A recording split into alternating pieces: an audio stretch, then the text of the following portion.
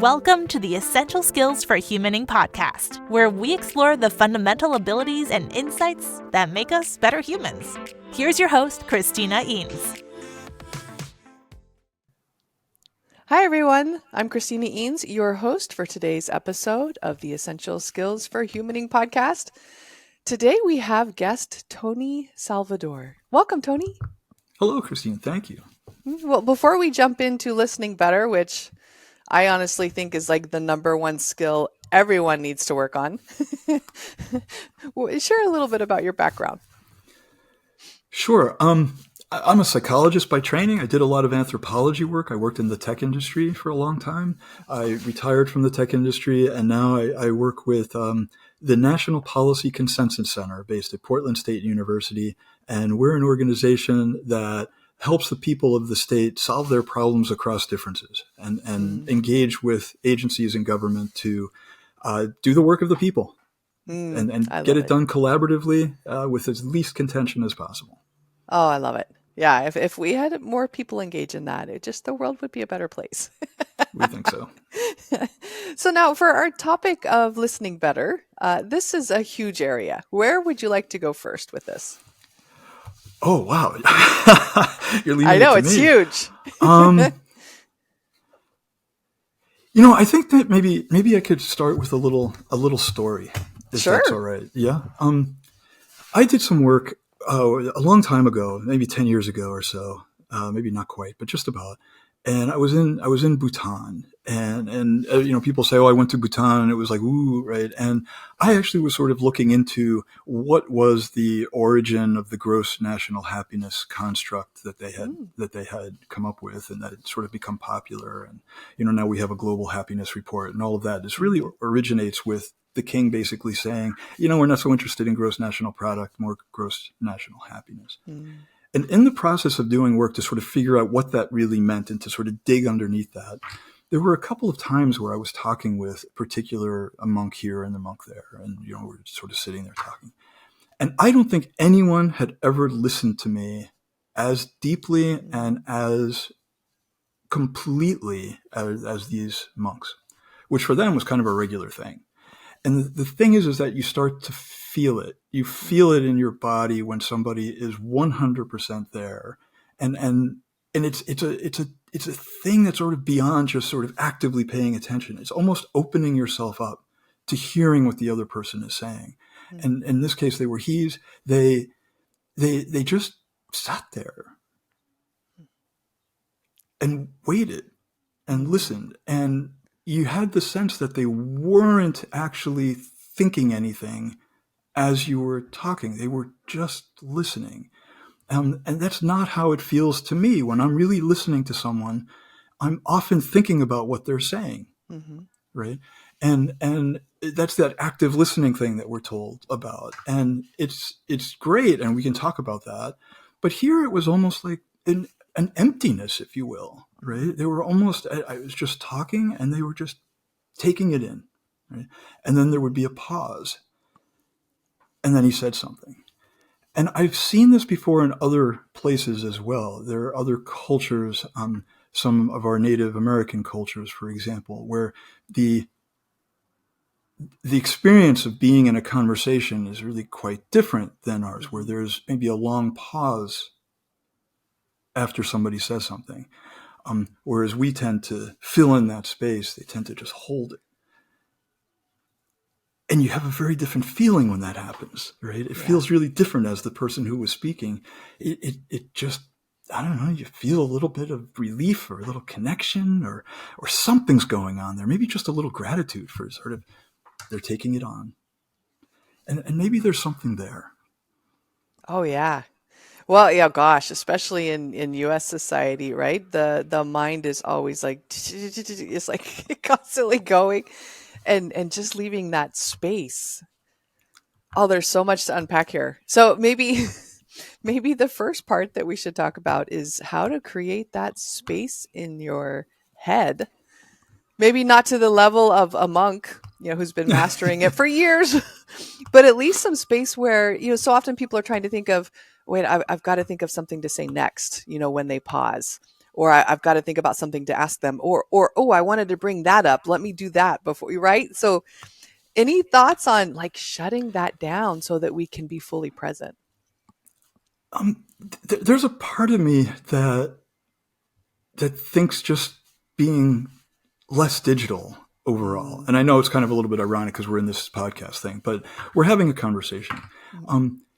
Maybe being a little less digital. And the reason I say that is not because of all of the critiques of digitization and social media and stuff. We can talk about that if we like, but that's not it. The thing is that when I'm on a Zoom call, or if you're in some kind of a digital conversation, that's the only channel that you're getting. Right. It's a little bit of whatever the visual window is and a little bit of whatever the sound is. And so a silence or a pause can be pretty awkward. Right. Because then there's nothing else to attend to. And all of a sudden our brain is sort of like, okay, I got to look around, or I got to do something, or what's going on. But when you're in person, you have the full body, you have the full presence. Everybody is in that same space together. And a pause isn't necessarily a pause. A really good way of thinking about it is if you're driving. Right.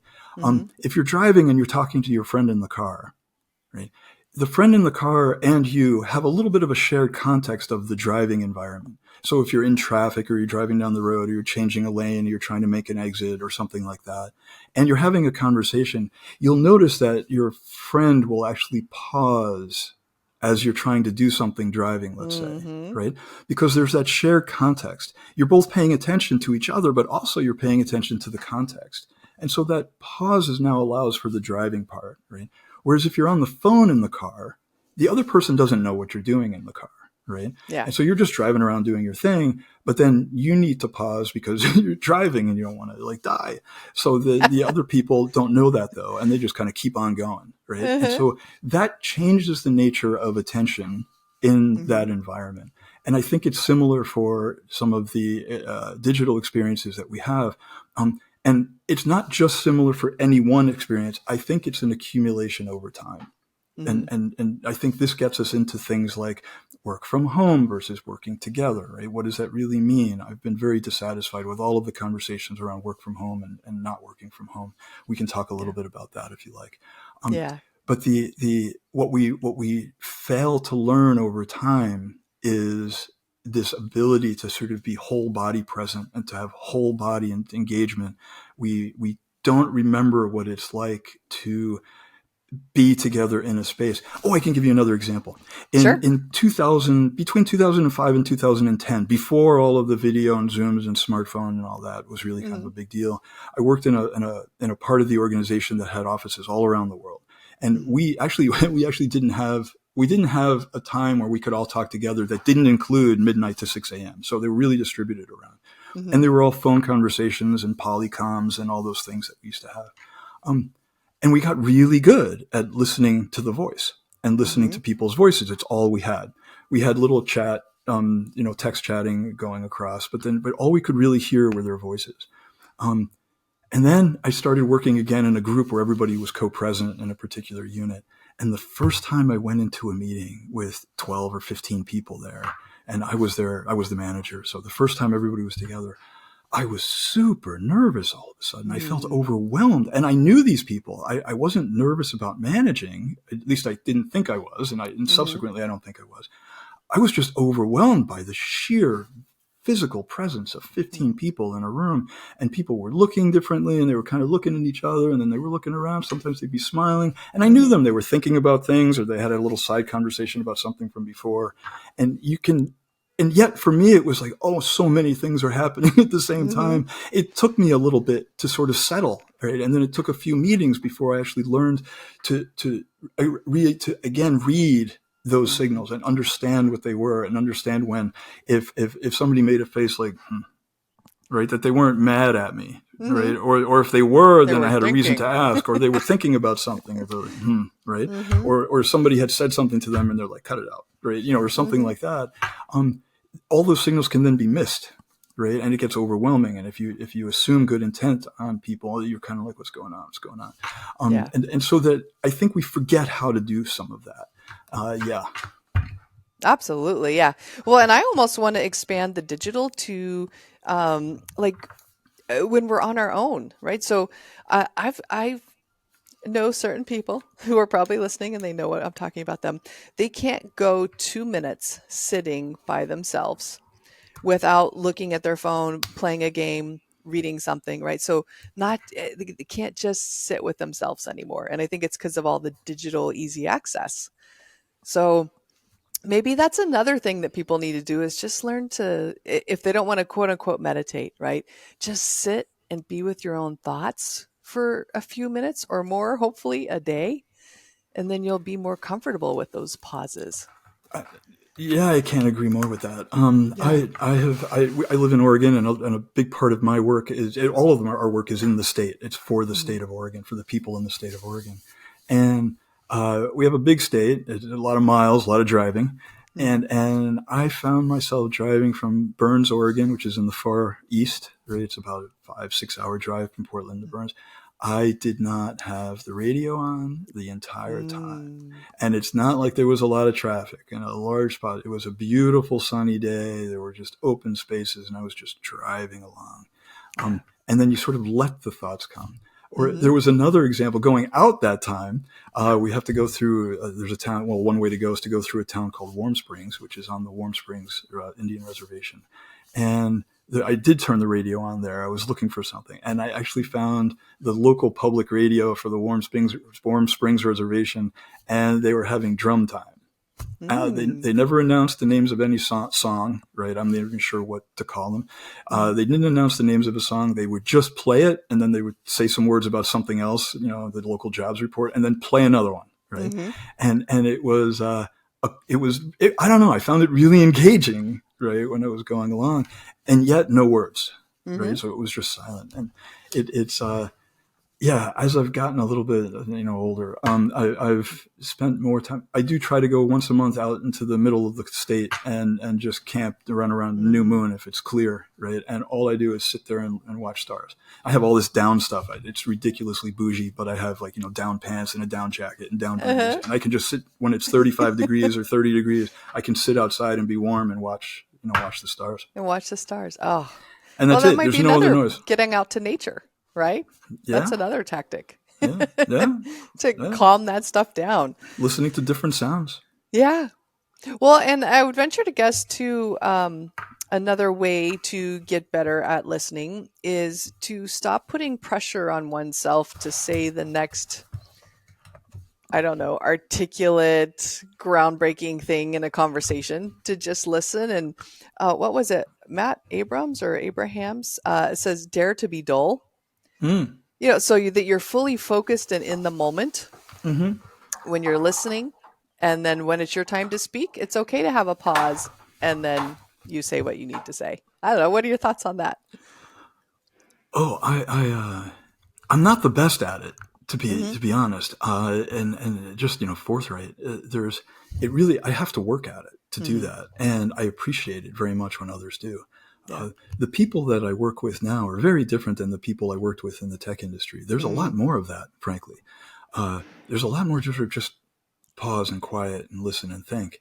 I think part of it is just the nature of our work. And in our work, we help people we help the people of the state solve their their differences, their problems across differences. What we actually do is provide mediation and facilitation services with a collaborative governance platform. And one of the things that we have to do is really just listen to what people are saying. And we hold an impartial or a neutral stance ourselves. We work on behalf of the total group, but not on any individual interest in that group. So it's actually an exercise in calming, right? Because my job is only to facilitate the engagement of the group, right? Or the people in the group do that. My job is not to have, or our job is not to have a position on the topic. So if somebody says something with which I might actually disagree in another context, here that just is irrelevant. It doesn't matter. What I'm listening for are all these other engagements and interactions. And to me, it's a little bit of practice of sort of holding my opinion. Right? There's a lot that can go wrong now with 2 quick answers. Right? Yeah. I'm wondering, so you're in these situations where I'm sure they could get pretty tense, between different parties that are disagreeing. What are some of the things that you've noticed about their listening, both what works well and what doesn't work well? The people we're working with. Hmm. So I'm actually The new at this job. non-trained listeners. The non-trained listener. So I'm actually new at this job. So I'm going to have to relate some of the stories that people have Sure. told me and some of my observations in the few times where I've been there. The platform, the collaborative governance platform, and the process of sort of thinking through these engagements does actually lead one through sort of a way of listening without actually addressing it directly. Ooh. Right? Because you're in the work. Right. So whatever they're doing, they're actually in the work that's meaningful to them. Right. So their working is what they need to solve. And all we're doing is facilitating that conversation all. In the ones that I've seen, there's just a sense of over time, there's a sense of listening. Or several people have told me that there's this moment when they're doing the work, that a group comes together and they're individuals in a room. And at some point in the process, they become a group. Right. And it's hard to talk about it. I can use a sports metaphor. It's like when a basketball team or a soccer team is not about the individual players, but suddenly it's about the group play. There's a shift, right? Like Almost they sync up. They sync up. They're attuned to each other, right? They know what the next play is going to be, or the way a set of monks maybe, right, might actually be the way they engage in their day-to-day activities, or the way people do in silent retreats. Right. I was on a cycling trip once, and we stopped at a place, and the other people there were having a silent retreat. We were not. We were trying to be quiet for them, but they were. But the way they engaged with each other, and getting the food and making the food and doing the things they were doing. Meanwhile, we were just like a bunch of guys who had just ridden a bicycle, so we were sort of just hoovering up all the food that went along. But they were being sort of quiet and cautious, and just as the noise goes away, right. It allows you to just be there in a different way. And initially, I think it's a little bit scary for folks, right? Yeah. Oh, yeah. I engaged in a leadership program where we were required to, I think it was the whole morning, be quiet. It wasn't even a full day. I mean, I was fine with it because I'm used to going and sitting with my thoughts. But we weren't even able to journal or read or anything.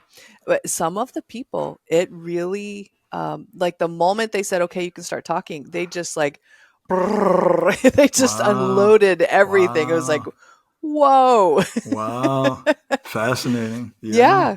So maybe that would be another little thing to do, is to go sit with yourself and see how long you can do it without talking to someone, and really take note of what's going on in your head. And that's probably what's getting in your way when you're trying to interact with other humans.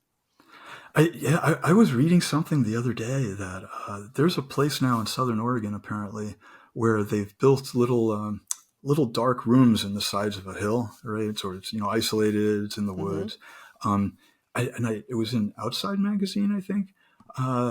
And you basically pay to go in these little rooms, close the door, and be in the dark for 4 days, right, with no other sounds. And it's strange because there was something else I was reading where if other people, you can have like incredibly silent rooms, and I don't remember the names of these things now. I'm sorry. Sensory deprivation chambers. Yeah, and it's even more than that. There's this one room apparently that's so silent that I think the record is something like some number of hours. People cannot stay in the room. It's so utterly silent that it makes you a little bit crazy. They start hallucinating. There's a range, right, where our ears are always on and they're attuned to sort of just little sounds around. And I think if there's nothing, and everything's dead, and even if you sort of clap your hands or something, it deadens right away. Yeah. That it makes you a little bit nuts. And so I guess there is like a limit, I suppose. There is. And it probably takes some kind of training to do that for prolonged periods of time. But I do find that the ability to do that is I think, helpful. And it is helpful to be able to listen. Huge. Even before today, I was just sort of our conversation. I tried to just sit a little quietly for a little bit, just because I knew we would have a conversation, and tried to clear out the other stuff I was working on. The mental clutter. Yeah. Yeah. Well, and I think this would help us in all areas of our life, not just listening. I actually recently started doing a sensory deprivation flotation chamber, where you go in and it's like 98-degree water full of salt. So you just like are in Cool. there. Interesting experience, but they do say, yeah, you can hallucinate if you spend too much time in there. One I think time, so. to me, it felt like 10 minutes. The other time, it felt like 3 hours. It was 60 Wow. minutes. Yeah, Wow. Wow. Oh, I maybe I should know. try one of those things. I've never tried it. I've heard about them before. Maybe I should Yeah, try they're one. everywhere. Yeah. Wow. Yeah. So You calming the mind. Oh, go ahead. yeah. I mean, you said something about clutter at the end, sort of Hmm. the mental clutter to clear it out. There's a part of me, and maybe this goes a little bit to the critique of some social media and stuff. There's just too much clutter. There's just too much Yes. noise. I mean, it really does lend a different valence to the Simon and Garfunkel song "Sound of Silence," right? Hmm. Because that was about the noise in society, and the Yeah. sound of silence was about too much noise, not being able to hear each other and hear the words. That's the meaning of the song, Yeah. and the and that was in like the 60s, right? And he was just a Hmm. little disgruntled about the noise, right? And now it's like so much more, right? And Yeah. that clutter, all the little pings and stuff. What? Oh, there was something I saw the other day as well. I saw a thing where a teacher had all the students in, it's just a middle school classroom, Hmm. turn on all their phones and turned it on to loud. So every time they got an email or a ding or something like that, the student had to stand up, go to the paper, I think, and put a little tick mark like, oop, got interrupted, oop, got interrupted, Wow. oop, got interrupted. It was full of tick marks. This was a Hmm. middle school class, and that Yeah. paper was full of tick marks of like all the times that they were dinged and interrupted. And Hmm. it's like, gosh, how do you actually ever learn to attend to anything for more than 10 seconds? Yeah. And it's one thing with adults now who grew up before sort of Hmm. my generation. I don't know what it's like. I don't know what it means to I don't personally have a good feeling for what it means to be constantly interrupted. In fact, it disturbs me, and I turn everything off and Yeah. don't do it. And go out to Central Oregon and just watch the stars where there's no Yeah. noise, except for the clip of bighorn sheep hooves up on the hills. Mhm. But that it teaches us to listen to that clutter, and I think it goes back to what you were saying about the sit quietly for a morning. Uh, it becomes hard. You're not Mhm. used to it. Your body is used to having the engagement of whatever it is, and that tension, and you get used to the constant onslaught, and then to just turn things off, Yeah. it's like empty, right? Yeah. But it's to me, it's a um, over time it becomes a good empty, right? It's just I don't have Mhm. people shouting at me, yelling at me, and trying to get me without my listening, unconsciously or subconsciously, depending on your point of view, to try to get me to do things that they want me to do, right? Yeah. And I find that that's a different way of listening, right? Of not listening to something that somebody's trying to get you to do that maybe you don't want to do. That gets to be challenging to avoid that. I think they did a study. Somebody, I can find all these references if we want later. There was a study, I think, in London where they put up all of these sort of from the tube station, the underground to a restaurant. They put signs up on the walls that advertised, I don't know, curry chicken or something like that. Mhm. And then when people came into the restaurant, it was an 80% prediction of what they were going to order on the menu, Mm. based on the signs that they saw that they put Mhm. up on the way. And so the advertising kind of works, right? It sort of gets into your Absolutely. head and it says, okay, you want to order curry chicken or whatever. And I think that we're just facing it all day long. It's all day long. People are Yeah. telling us what they want to tell us, right? Which Harry Frankfurt, in a famous philosophical essay called On Bullshit, um, uh, Mhm. basically defines bullshit as statements made by the speaker without regard for the truth to advance the agenda of the speaker. And Mm. right, so it's just Yeah. things people are saying for their own benefit, has no Mhm. regard for the truth. It might be a lie, it might not be a lie, it doesn't matter, right? And that's almost like what's going at us all day long Yeah. in technical term, right? And it's a lovely article. It's just called On Bullshit. I think Ooh. he wrote a book about it afterwards, but the original article I find is better. Um, Awesome. We'll the have to look and that up. yeah, it's a way of listening, right? Mhm. That's a different way of listening, is to hear not only what the words are, but to hear the intent behind the words, right? Yeah. And to hear the motivation behind the words, and to hear the substance behind the words. Is like, why are we having this conversation, right? Are we building Yeah. good relationship? with each other, or is it a transaction and you don't even know you're in the transaction? Right? And so there's different ways to think about that. Yeah. And the only way we can do that is setting that foundation of quieting the mind. Yeah, totally. Yeah, which I think we might be already hearing some of your final advice, but before we get to that, can you share a little bit about whatever you want our listeners and viewers to know about your products and or services? Oh, sure. We work on behalf of the people of the state of Oregon, and so we don't have products and services that we offer to sell just to anybody. On the other hand, what we do offer is collaborative governance, right? And we have a book about it, collaborative governance. You can find it at pdx.edu, and then just search for NPCC, and you can sort of see the work we do. I think that, and I know so, there are many, many examples of where collaborative governance actually works really lovely. It harkens back to what we used to call the Oregon way, the way that Oregon was sort of famous for thinking about how to solve problems that were pretty complex. We had a nice way of going about hearing each other and listening to each other. And now we're just sort of making that more of a steady process and a way of going about doing the work of the people of the state that is maybe less contentious than it otherwise might be. And so it's really groovy. It's really good stuff. Nice. Well, and I'll also put in links to your TED Talk. Sure. That's great. And That'd book be good. as well. Yeah. Sure, for sure. Awesome. Sure. Thank you. Okay. What is your final piece of advice for our listeners and viewers? That's always.